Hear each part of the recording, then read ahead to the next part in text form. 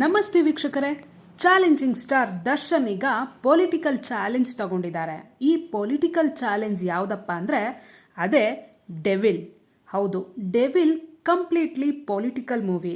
ಒಬ್ಬ ರಾಜಕಾರಣಿ ಮುಖ್ಯಮಂತ್ರಿಯಾದವನು ತನ್ನ ಕುರ್ಚಿಗಾಗಿ, ಅಧಿಕಾರದ ದಾಹಕ್ಕಾಗಿ ಏನೇನೆಲ್ಲ ಆಟ ಆಡ್ತಾನೆ, ಯಾರ್ಯಾರನ್ನೆಲ್ಲ ಆಡಿಸ್ತಾನೆ, ಯಾರನ್ನೆಲ್ಲ ಕಾಡಿಸ್ತಾನೆ, ಯಾರನ್ನೆಲ್ಲ ಮುಗಿಸ್ತಾನೆ ಅನ್ನೋದು ಡೆವಿಲ್ ಚಿತ್ರದ ಒನ್ ಲೈನ್ ಸ್ಟೋರಿ.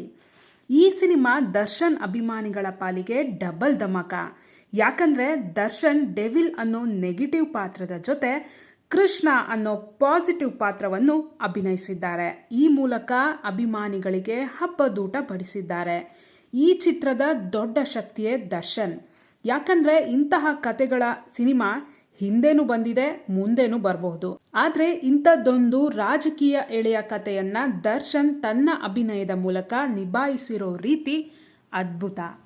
ಚಿತ್ರದ ಕಥೆಯಲ್ಲಿ ಬರೋ ಟ್ವಿಸ್ಟ್ಗಳು ಪ್ರೇಕ್ಷಕರು ತುದಿಗಾಲಲ್ಲಿ ನಿಲ್ಲೋ ಹಾಗೆ ಮಾಡೋದು ನಿಜ. ಆದರೆ ಹಾಗೆ ಕುತೂಹಲ ಕೆರಳಿಸಿದ ನಂತರ ಯಾಕೋ ಸಿನಿಮಾ ಇದ್ದಕ್ಕಿದ್ದಂತೆ ಸೆಕೆಂಡ್ ಹಾಫ್ನಲ್ಲಿ ಸ್ವಲ್ಪ ಸ್ಲೋ ಆದ ಹಾಗೆ ಅನಿಸುತ್ತೆ. ಡೆವಿಲ್ ಫಸ್ಟ್ ಹಾಫ್ನಲ್ಲಿ ಇಂಟರ್ವಲ್ ಬ್ಲಾಕ್ವರೆಗೂ ಒಂದು ವೇಗದಲ್ಲೇ ಹೋಗುತ್ತೆ. ಆದರೆ ಸೆಕೆಂಡ್ ಹಾಫ್ನಲ್ಲಿ ಸ್ವಲ್ಪ ಸ್ಲೋ ಅನಿಸುತ್ತೆ. ಆದರೆ ಈ ಹಂತದಲ್ಲಿ ಬರೋ ಒಂದು ಅದ್ಭುತ ಫೈಟ್ ಅದನ್ನು ಮರೆಸುತ್ತೆ. ಫಾರಿನ್ನಲ್ಲೇ ಕೂತು ಗೇಮ್ ಮಾಡೋ ಡೆವಿಲ್ ಪ್ರೇಕ್ಷಕರು ಹುಬ್ಬೇರಿಸಿ ನೋಡೋ ಹಾಗೆ ಮಾಡ್ತಾನೆ. ಇನ್ನು ಕೃಷ್ಣನ ಕ್ಯಾರೆಕ್ಟರ್ನಲ್ಲಿ ದರ್ಶನ್ ಅಭಿಮಾನಿಗಳು ಕಣ್ಣರಳಿಸಿ ನೋಡೋ ಹಾಗೆ ಮಾಡಿದ್ದಾರೆ. ಇನ್ನು ಕೃಷ್ಣನ ಕ್ಯಾರೆಕ್ಟರ್ನಲ್ಲಿ ದರ್ಶನ್ ಅಭಿಮಾನಿಗಳು ಕಣ್ಣರಳಿಸಿ ನೋಡೋ ಹಾಗೆ ಮಾಡಿದ್ದಾರೆ ಅನ್ನೋದು ಅವರ ಅಭಿನಯದ ಶಕ್ತಿಗೆ ಸಾಕ್ಷಿ. ಇನ್ನು ಡೆವಿಲ್ ಸಿನಿಮಾದಲ್ಲಿ ಪ್ರೇಕ್ಷಕರ ಮನಸ್ಸಲ್ಲಿ ಉಳಿಯೋ ಇನ್ನೆರಡು ಪ್ರಮುಖ ಪಾತ್ರಗಳು ಅಂದರೆ ಅದು ಗಿಲ್ಲಿ ಹಾಗೂ ಹುಲಿ ಕಾರ್ತಿಕ್. ಗಿಲ್ಲಿ ಎಂಟ್ರಿಗೆ ಪ್ರೇಕ್ಷಕರು ಹುಚ್ಚೆದ್ದು ಕುಣಿತಾರೆ.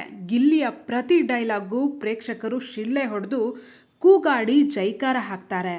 ಗಿಲ್ಲಿ ಬಿಗ್ ಬಾಸ್ ಗೆಲ್ತಾರೋ ಬಿಡ್ತಾರೋ, ಆದರೆ ಡೆವಿಲ್ ಸಿನಿಮಾದ ಮೂಲಕ ಅಭಿಮಾನಿಗಳ ಹೃದಯವನ್ನು ಗಿಲ್ಲಿ ಕದ್ದಿದ್ದಾರೆ, ಗೆದ್ದಿದ್ದಾರೆ ಅನ್ನೋದ್ರಲ್ಲಿ ಎರಡು ಮಾತಿಲ್ಲ.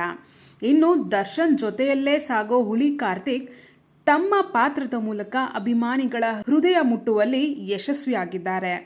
ಇಡೀ ಚಿತ್ರದಲ್ಲಿ ಅಭಿಮಾನಿಗಳಿಗೆ ಬಹಳ ಇಷ್ಟ ಆಗೋದು ದರ್ಶನ್ ಸ್ಟೈಲಿಶ್ ಲುಕ್ಸ್. ಹಲವು ಚಿತ್ರಗಳ ನಂತರ ದರ್ಶನ್ ಬಹಳ ಸ್ಟೈಲಿಶ್ ಲುಕ್ನಲ್ಲಿ ಕಾಣಿಸ್ಕೊಂಡಿದ್ದಾರೆ. ಇನ್ನು ಚಿತ್ರದ ಮುಖ್ಯ ಜೀವಾಳ ರಾಜಕೀಯದ ಕಥೆಯ ಎಳೆಯನ್ನು ನಾನು ಇಲ್ಲಿ ಹೇಳೋಲ್ಲ. ಅದನ್ನು ಹೇಳಿದರೆ ಸಿನಿಮಾ ನೋಡೋದಕ್ಕೆ ಮತ್ತೇನು ಕುತೂಹಲ ಉಳಿಯಲ್ಲ. ಅದನ್ನು ಬೆಳ್ಳಿ ತೆರೆಯ ಮೇಲೆ ನೋಡಿಯೇ ಎಂಜಾಯ್ ಮಾಡಬೇಕು.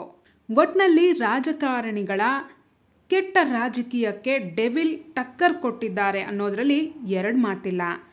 ದರ್ಶನ್ ಜೈಲಲ್ಲಿರುವಾಗ ರಿಲೀಸ್ ಆದ ಸಾರಥಿ ಸಿನಿಮಾ ಬ್ಲಾಕ್ ಬಸ್ಟರ್ ಆಗಿತ್ತು. ಈ ಸಿನಿಮಾ ಕೂಡ ಬ್ಲಾಕ್ ಬಸ್ಟರ್ ಆಗಬಹುದಾ? ನಿಮ್ಮ ಅಭಿಪ್ರಾಯ ಏನು ಅನ್ನೋದನ್ನು ಕಮೆಂಟ್ ಮೂಲಕ ತಿಳಿಸಿ. ಹಾಗೆ ನೀವಿನ್ನೂ ಪಬ್ಲಿಕ್ ಫಸ್ಟ್ ಚಾನೆಲ್ನ ಸಬ್ಸ್ಕ್ರೈಬ್ ಮಾಡಿಲ್ಲ ಅಂದರೆ ಈ ಕೂಡಲೇ ಸಬ್ಸ್ಕ್ರೈಬ್ ಮಾಡಿ. ಧನ್ಯವಾದ.